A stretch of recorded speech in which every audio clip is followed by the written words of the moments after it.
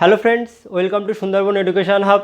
তো আমাকে অনেকে হোয়াটসঅ্যাপে মেসেজ করেছেন, অনেকে ভিডিওতে কমেন্ট করে বলেছেন যে দাদা কিভাবে টাইপিংয়ের স্পিড বাড়ানো যায় তার উপরে একটা ভিডিও নিয়ে আসুন।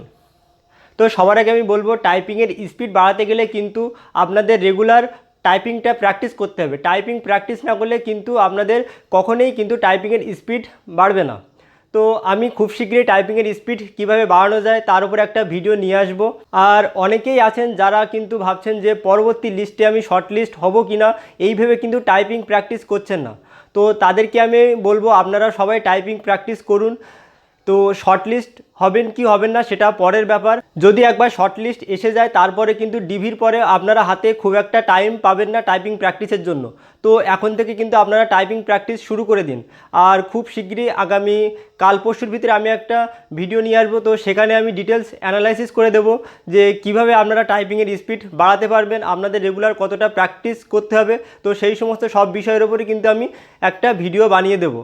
তো আমার নিজের যে এক্সপিরিয়েন্স আছে টাইপিংয়ের ওপরে, আমি সেগুলো আপনাদের সাথে শেয়ার করব। একটা সময় ছিল যখন আমার টাইপিংয়ের স্পিড ছিল 10 থেকে 15 ওয়ার্ড পার মিনিট। তো আস্তে আস্তে আমি ধীরে ধীরে আমার টাইপিংয়ের স্পিডটাকে বাড়াতে পেরেছি। তো যে বিষয়গুলোর ওপরে গুরুত্ব দিয়ে বা যে রুলসগুলো ফলো করে আমি টাইপিংয়ের স্পিড বাড়িয়েছি সেগুলো আমি আপনাদের সাথে শেয়ার করব। আর এখন বর্তমান সময়ে কিন্তু আমার টাইপিংয়ের স্পিড আছে কিন্তু 45 থেকে 50 ওয়ার্ড পার মিনিট।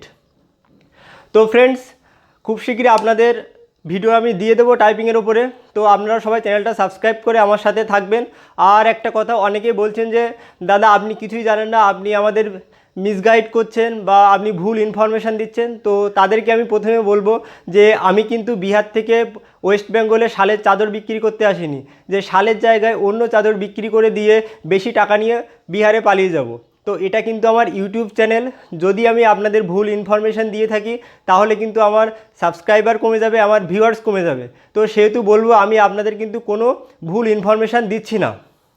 যখন আপনাদের প্রথম রেজাল্ট আসে তো সেই রেজাল্টেই কিন্তু আমি প্রথম বাধা হয়ে দাঁড়াই। আমি কিন্তু ইউটিউবে তখন ভিডিও করে বলেছিলাম যে এই রেজাল্ট কিন্তু ত্রুটিপূর্ণ। তারপরে কিন্তু আমি রেজাল্ট নিয়ে অ্যানালাইসিস করেছি। তো আমার মনে হয়েছে যে আগের লিস্টে অনেক ক্যান্ডিডেট যারা অনেক বেশি নাম্বার পেয়েছেন কিন্তু তাদের নাম ছিল না। আর এটা হওয়ার কারণ কি? এটা হওয়ার একমাত্র কারণ হতে পারে পিএসসি তাদেরকে প্রিলিমসে ইউআরের কাট অফ ক্লিয়ার করার কারণে মেনে গিয়েও কিন্তু তাদের অ্যাজ এ ইউআর হিসেবে কনসিডার করেছে। আর এ কারণেই কিন্তু তারা আগের লিস্টে কিন্তু কোয়ালিফাই করতে পারেনি।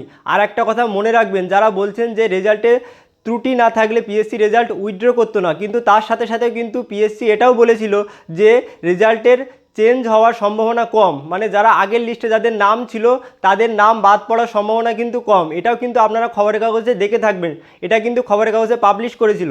তো ফ্রেন্ডস, আমি এটা নিয়ে তর্ক করতে চাই না, আমি জাস্ট বললাম যে পিএসসি আগের যে রেজাল্টটা বের করেছিল সেটা কিন্তু এই রুলস ফলো করে রেজাল্টটা বের করতে পারে। তো তার মানে এটা না যে আমি বলছি যে পরবর্তী যে শর্ট লিস্ট আসবে সেটাতে পিএসসি এই একই রুল ফলো করবে, আমি কিন্তু এটা কনফার্ম বলছি না। তো আপনারা যারা আমাকে ব্লেম করছেন তারা কিন্তু জেনে বুঝে ব্লেম করবেন, কেননা আমি চাই যে যারা যোগ্য তারা চাকরিটা পাক।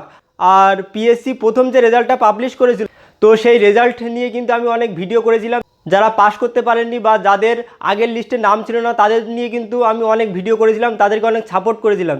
যেটা আমি ঠিক সেটাকে আমি ঠিক বলি, যেটা ভুল সেটাকে আমি ভুল বলি। আর এটা বলার সৎসাহস আমার ভিতরে আছে। তাই আপনারা যারা ভাবছেন যে আমি ভুল ইনফরমেশান দিচ্ছি, এটা আপনারা একদমই ভাববেন না।